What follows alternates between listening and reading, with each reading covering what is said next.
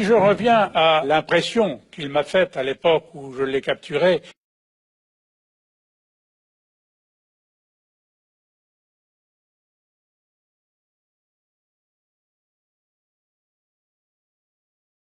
et toutes les nuits où nous avons parlé ensemble, j'aurais aimé avoir un patron comme ça de mon côté. J'aurais aimé avoir beaucoup d'hommes de cette valeur, de cette dimension de notre côté, parce que c'était un seigneur, Ben Midi.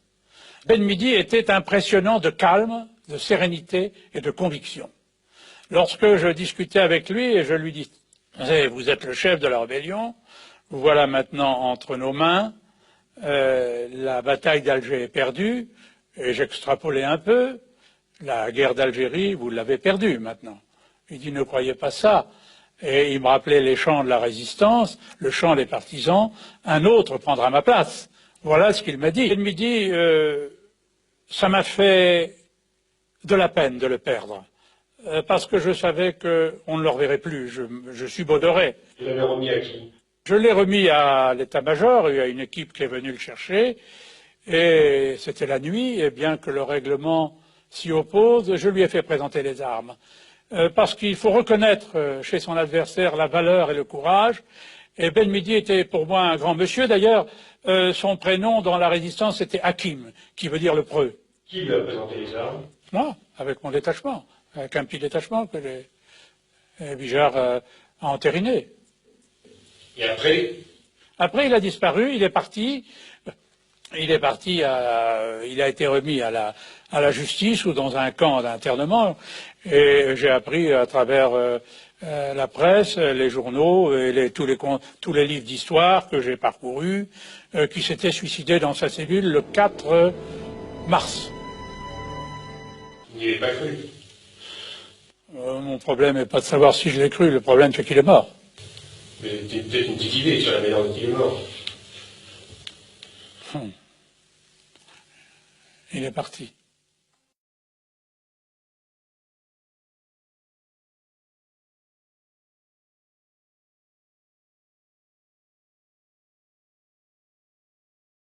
C'est vous qui l'avez pendu. C'est un peu ça. C'est un peu ça. Oui. Ou complètement. Il y a prescription. Justement. Je ne dirai pas. Je ne dirai pas. Il est mort pendu. Il est mort pendu, oui. En votre présence.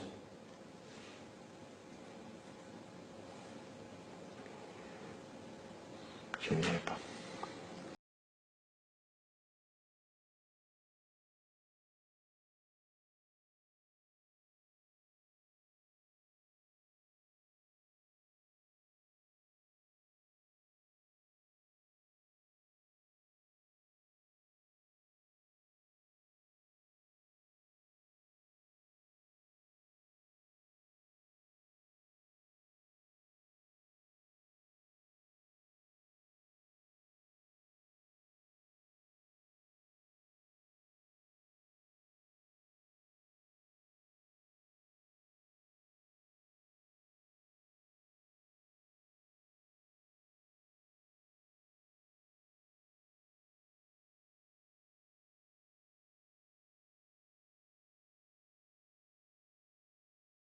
Pour être sûr que cette chair misérable ne me trahisse pas, j'ai la hantise de voir se réaliser mon plus cher désir. Car lorsque nous serons libres, il se passera des choses terribles. On oubliera toutes les souffrances de notre peuple pour se disputer des places. Ce sera la lutte pour le pouvoir. Nous sommes en pleine guerre et certains y pensent déjà. Des clans se forment. Oui, j'aimerais mourir au combat avant la fin.